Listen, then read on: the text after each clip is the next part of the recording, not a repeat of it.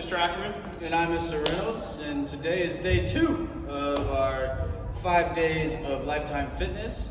Last time we went over just weight room safety, the proper squatting techniques with lunge as well, bench press, and what was the other one? Deadlift. Deadlift was the other one. We also went through some static stretches. I hope you guys took advantage of those and really stretched yourself out, because that's really important after a workout. It helps that lactic acid get out of your legs and upper body as you've lifted pretty heavy. So today we aren't going to focus so much on the weight room as we are on our nutrition and how to properly fuel your bodies. So we're going to take you through My Plate, the website. We're going to show you how to get your calorie count to maintain weight or to lose weight. And during this process, you'll see many food labels that we'll go over as well, and we'll show you how to read those. And yeah, that's going to be day 2. All right, let's get after it. Okay, so most of you guys should have tablets. I believe that was sent in the lesson plan. So bring out your tablets, and what we're going to do now is just go to Google, and we're going to type in My Plate. So Matt will bring the camera over here, and you see I've already typed in My Plate. That's all you have to search, and the first thing that should come up is this right here, and we'll click it.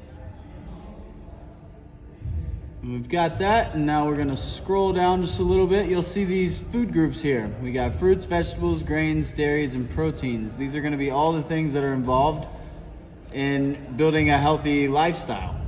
And the next thing we'll do is scroll down here. You'll see the first little icon here is to get your My Plate plan. Click Learn More. And so we've clicked that. Now we're just gonna scroll down here, and you'll see this big box here. It says Get Your My Plate Plan. Just click Start on that. And now what you're gonna do is enter your age, which mine is 28. I've already done this, so they're just gonna pop up for me. I am a male, and my weight, don't look too long, but that's my weight. And height, so in feet, I am 5'11", so I'll put 5 feet, 11 inches.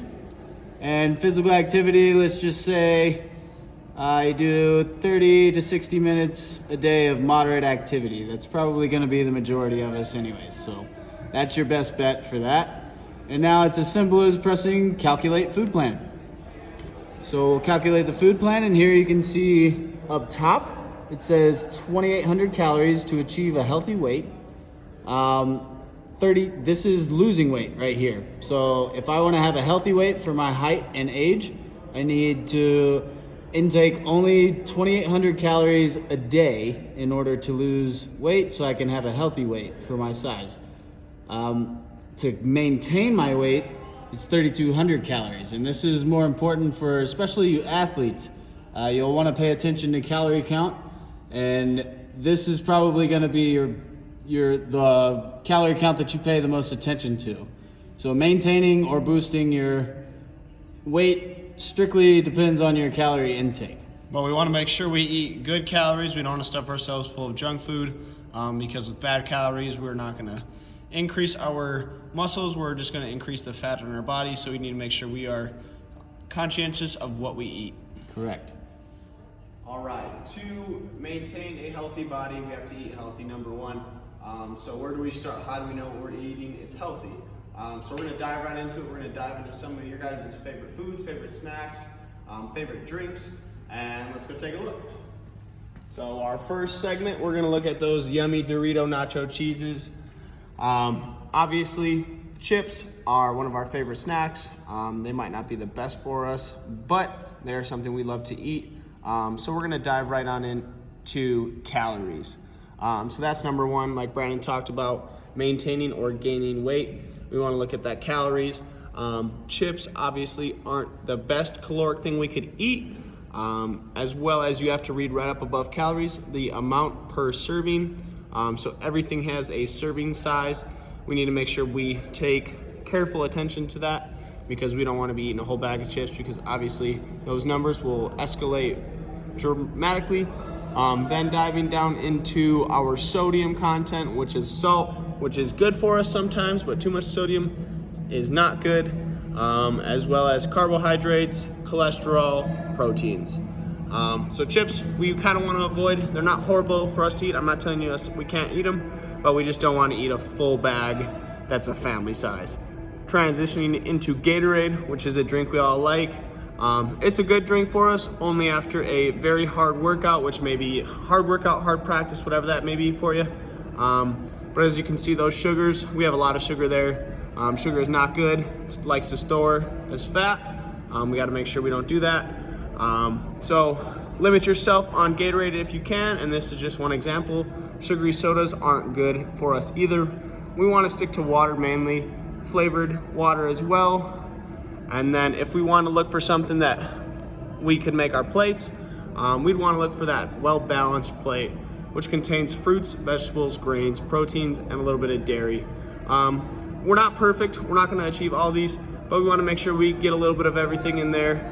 And if we want to transition to a healthier option, we can look over at Brandon's computer here. Okay, so the first thing I have pulled up is ground beef. This was a great thing for me as an athlete. I always got, and you'll see right up here, it says 90-10. That's only 10% fat and 90% the rest is beef. I did this because I wanted to be more lean. I tried to focus more on toning up my muscles while I was playing. For you athletes, that's something to pay attention to. They also have 85-15, I think, and 70-30 as well. The higher this number on the right, the more fat you'll have when you're cooking it.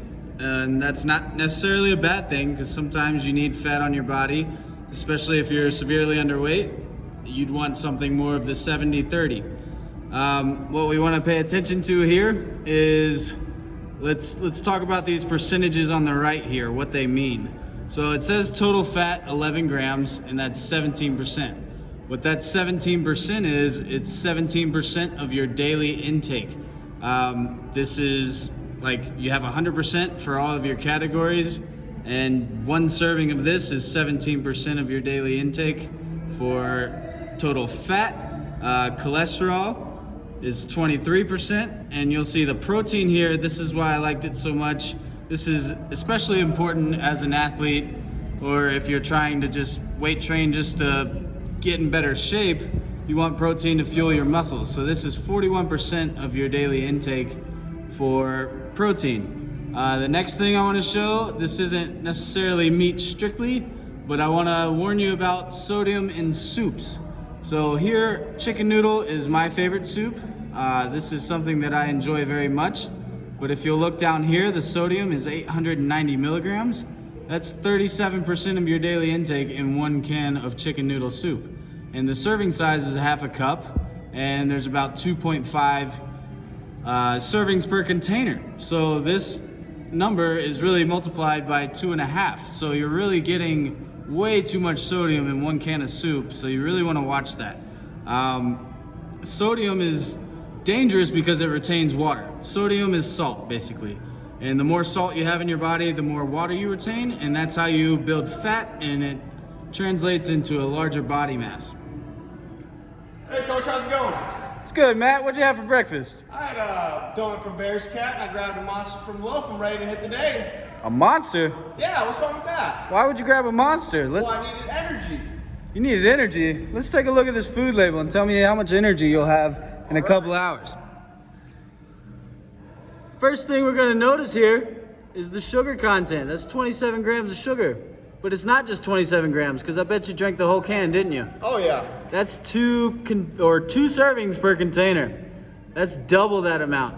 And then we're gonna talk about the sodium. The sodium is way too high. You're retaining way too much water with your Monsters. Oh man.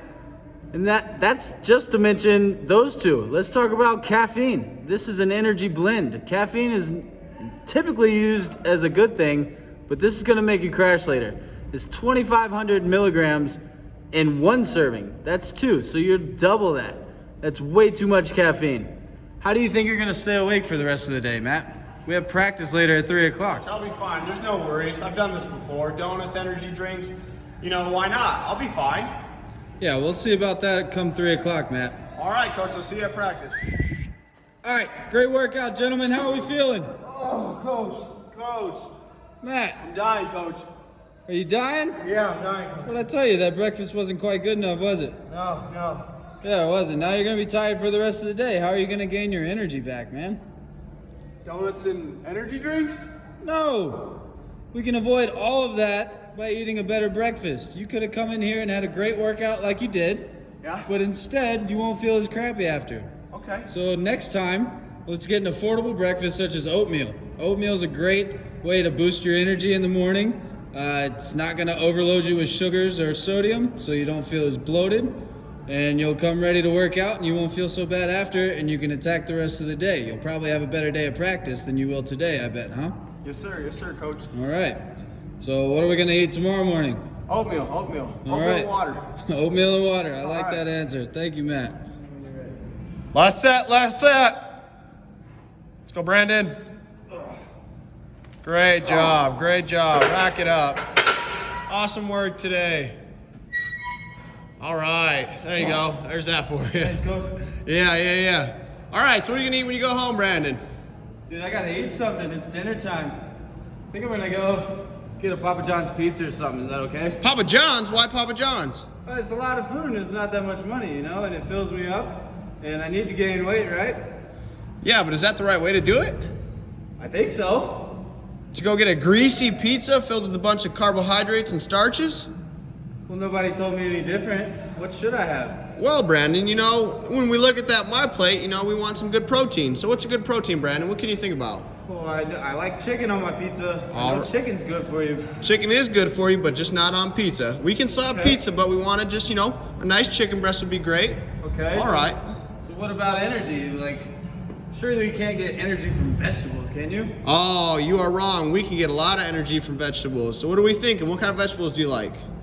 Oh, I love asparagus. That's pretty good. Great choice. Spinach is also pretty good. I like that too, yeah. Yep. Okay. Now what about to drink? Are we going to go run and get an energy drink to replenish ourselves? I was thinking about it. Should I not? No. A lot of water and some good milk, you know? Nothing's better than some good milk. Well, what's the milk for? Wouldn't that make me sick? No, of course not. You know, just to rebuild those bones, keep a good calcium intake, and provide some more protein.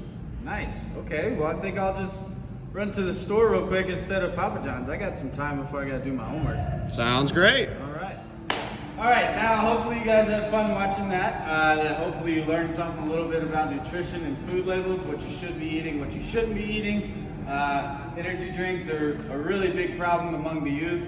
I know I struggled with it for a while, but it's important to just cancel those things out because it does you nothing but harm to your body. But throwing that aside, or just pushing it aside, we're going to move into something else. We're going to show you a couple more lifts since we've got time. So tomorrow we'll be doing a weight training circuit. I want to show you a couple of the lifts on those. So first I'm going to show you the RDLs. We're going to use them with dumbbells. And what I'm going to do first is just show you what it's like to do it with too much weight. So you don't want to do this with too much weight because you can actually hurt your back pretty bad, or you can pull a hamstring. So if I have too much weight, a proper RDL should be able to go all the way down, touch your toes, come back up without really bending your knees very much. If this is too much weight, you'll see this a lot. You'll see people not get down all the way. And this is a critical point right here. If you try to come up really fast, you can really pull something in your back, and that's not very good for you. So there's no shame. You're dropping the weight, going down 10 pounds, not a big deal. We're not going to laugh at you. Nobody's going to make fun of you. You want to do these weights or these lifts properly. So RDL, you want to focus on really getting down in a straight form. Almost touch your toes, come back up. You're really working the hamstrings in this. So you go down again, come back up. One more time, come back up. Okay, and again, these are working your glutes as well as your hamstrings. The hamstrings are the main feature in this lift. You have anything to add, Matt? I would say no, but as you could see, Brandon, he kept his chin down, tucked, wasn't all the way down, he wasn't looking to the sky, he was keeping a great neutral spine as he was going down, not bending that back, not rounding that back, and like he said, you know, going slow, controlling it, doing a weight that is appropriate for you. All right, so another exercise that we can do tomorrow, or that we're going to do tomorrow during the weight circuit, is something that's non-weight bearing. That means we have no weights. You could do these on either an elevated surface like this, where you're standing up, or you can just do them on the ground. We're going to do calf raises. Calf raises are self-explanatory. They're exactly like they sound. So the benefit of doing this on an elevated surface is your range of motion. If you notice my heels, they'll go lower than the floor that I'm on. This works the full range of motion. It really stretches out your Achilles right here, which is great for your strengthening of the Achilles so you don't rupture it. That's a nasty injury and I don't wish that on anybody. So if you want to avoid those, go ahead and do these. You'll come all the way up to the point of maximum reach for your toes. You want to be as high on your tippy toes as you can. Go back down, come back up, down, up. Through that full range of motion, all the way through the floor. You're gonna push your heels deeper than the floor. Now, if you don't have an elevated surface to do it on, it's okay. You can still benefit from these calf raises, and you'll literally just do them on the floor. So you'll just get on your tippy toes, come back down, come back down. And you can do these faster to get a really big burn. Count to 20, and I promise you, your calves will be burning by the end of this. It's a great way to strengthen your lower legs, which don't get a lot of detail during the squats, RDLs, or even the deadlifts. So if you really want to pay attention to the intricate parts of your legs to make you a more well-rounded athlete, or even just to be a well-rounded, fit person, like this is a great thing to do to really pay attention to those lower extremities. Brandon for showing us those calf raises and those RDLs. So we're going to transition into the upper body. So we're going to really target the arms. We're going to go into a bicep curl and we're going to go into a tricep kickback. I just had shoulder surgery, so behind me, I'm going to grab the 5 pounds.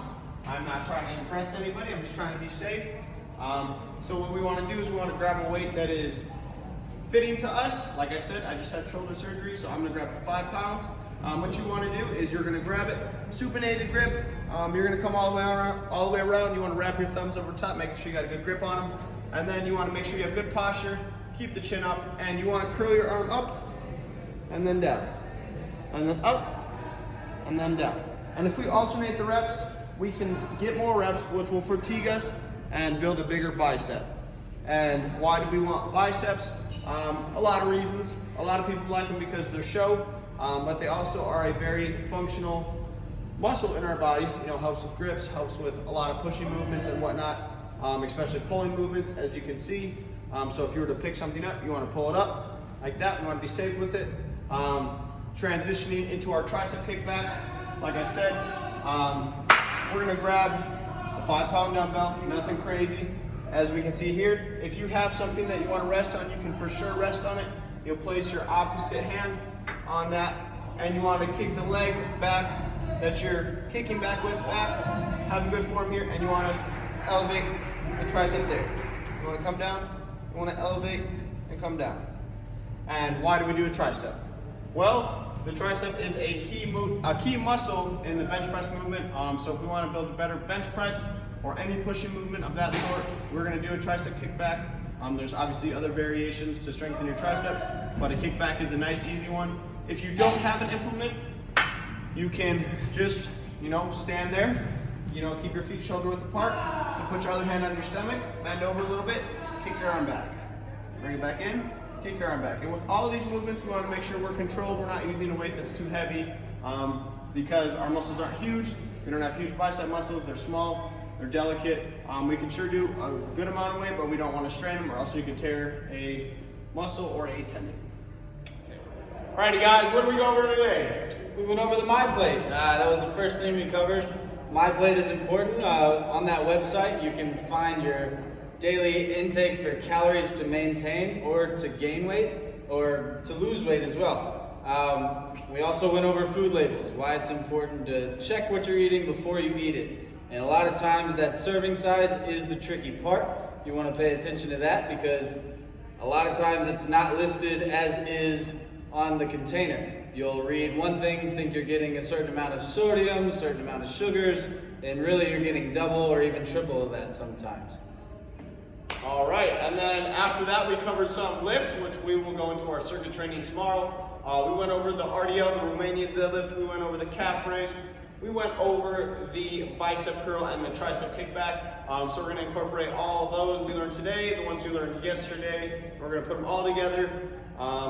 Tomorrow, we will be here to guide you, to show you through the steps again, and we will see you tomorrow. Yep, and one more thing that we covered today was just eating a healthy breakfast, and what a healthy breakfast is. It's not a donut from Bear Scat. It's not energy drinks in the morning. Yeah, it'll wake you up, but around mid-afternoon when you need to be active, when you're trying to stay awake for those last couple hours in school, you're gonna crash hard, you're not gonna perform well in school, you're not gonna perform well in your job later on in life if you keep doing it. These things can really catch up to you, and they really pack on the pounds. Speaking from a first-hand experience, like I gained a lot of weight after football because I was just pounding energy drinks like I did in football, and trust me, it is not good for you. So just be aware of energy drinks, be aware of what you eat in the morning. It can really play out on how your energy is throughout the day. So thank you guys for paying attention to us, bearing with us, whatever you had to do. We're enjoying doing this, and we'll see you next time.